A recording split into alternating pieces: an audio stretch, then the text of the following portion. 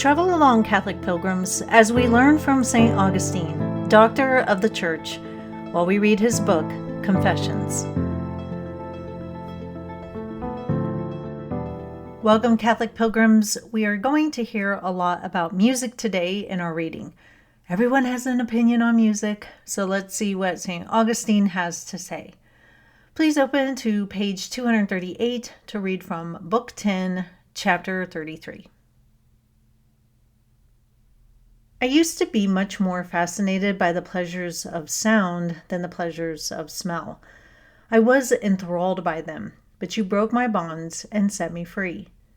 I admit that I still find some enjoyment in the music of hymns which are alive with your praises when I hear them sung by well-trained, melodious voices.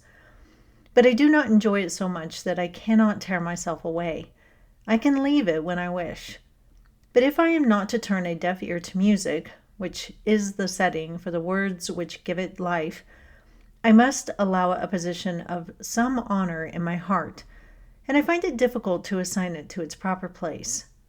For sometimes I feel that I treat it with more honor than it deserves. I realize that when they are sung, these sacred words stir my mind to greater religious fervor and kindle in me a more ardent flame of piety than they would if they were not sung. And I also know that there are particular modes in song and in the voice corresponding to my various emotions and able to stimulate them because of some mysterious relationship between the two.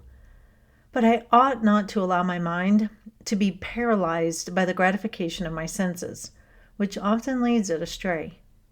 For the senses are not content to take second place.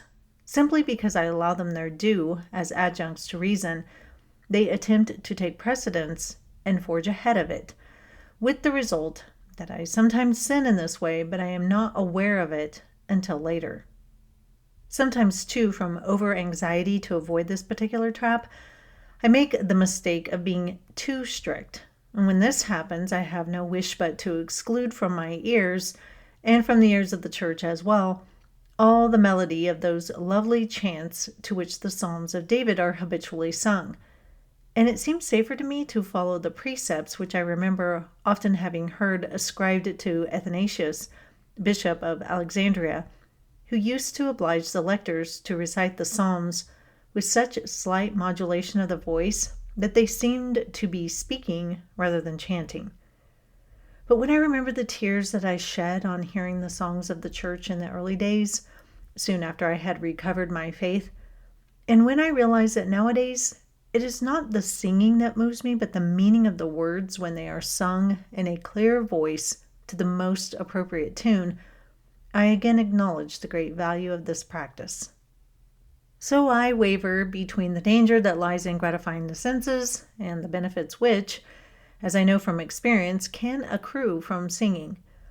Without committing myself to an irrevocable opinion, I am inclined to approve of the custom of singing in church in order that by indulging the ears, weaker spirits may be inspired with feelings of devotion. Yet when I find the singing itself more moving than the truth which it conveys, I confess that this is a grievous sin, and at those times I would prefer not to hear the singer. This then is my present state. Let those of my readers whose hearts are filled with charity, from which good actions spring, weep with me and weep for me. Those who feel no charity in themselves will not be moved by my words. But I beg you, O Lord my God, to look upon me and listen to me. Have pity on me and heal me, for you see that I have become a problem to myself, and this is the ailment from which I suffer. Music is one of the great debates in the Catholic Church. Some people like the more contemporary stuff, some only want Gregorian chant, some want none, and low masses have none. Some enjoy the folksy music of the 60s and 70s.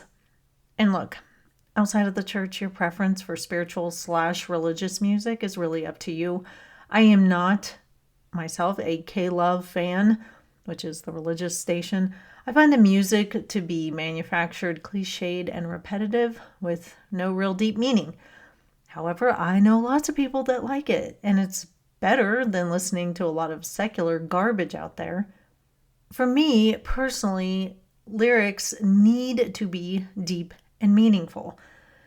Take the lyrics of Jesus, my Lord, my God, and my all. Jesus, my Lord, my God, my all, how can I love thee as I ought?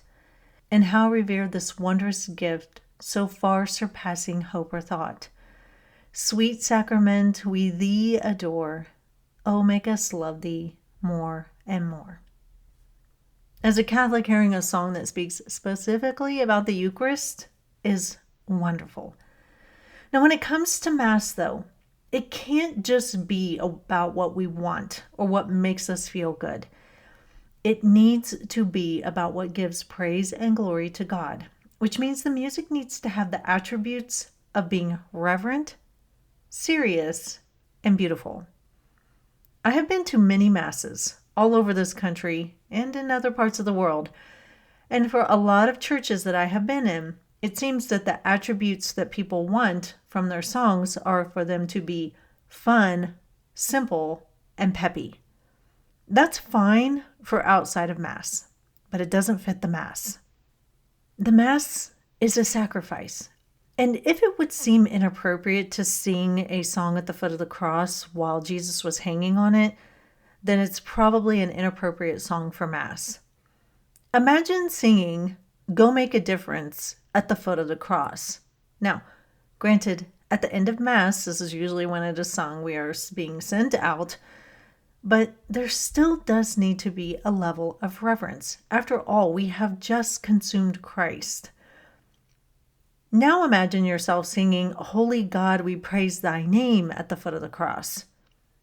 Holy God, we praise thy name. Lord of all, we bow before thee. All on earth thy scepter claim. All in heaven above adore thee. Infinite thy vast domain. Everlasting is thy reign. Now, I know a lot of people will disagree with this. And St. Augustine here today says we can't be too bent on gratifying ourselves with music, but we also can't be too strict. But ultimately, this isn't about what you want or I want. It is about what is fitting for God while we are attending the sacrifice of the Mass. Not everything has to be Gregorian chant, but contemporary songs quickly devolve into sounding like campfire clap songs. St. Augustine says, quote, "But when I remember the tears that I shed on hearing the songs of the church in the early days soon after I had recovered my faith, and when I realize that nowadays it is not the singing that moves me, but the meaning of the words when they are sung in a clear voice to the most appropriate tune, again acknowledge the great value of this practice." Unquote. The two key words here in what he said are appropriate tune. What is appropriate for Mass is probably different than what you like to listen to riding around in your car, or even what I like to listen to riding around in my car. There is a time and a place for everything.